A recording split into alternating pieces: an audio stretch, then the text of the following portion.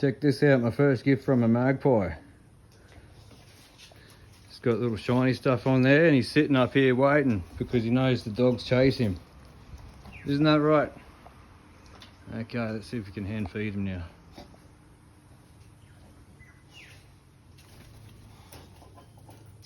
He's still a bit unsure. I'll throw it up on the roof for you because I don't see another way.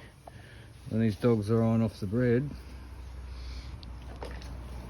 Oh, good catch. Check that out, it's gone straight in his mouth. You are one smart bird.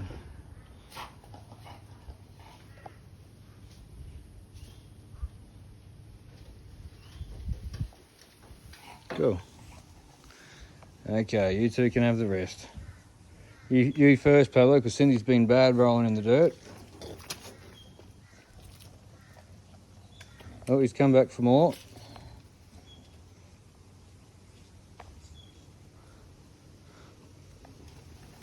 Oh, awesome. I'm gonna call that one Babe, like Babe Ruth. He's good at baseball. Here, Pablo, yeah.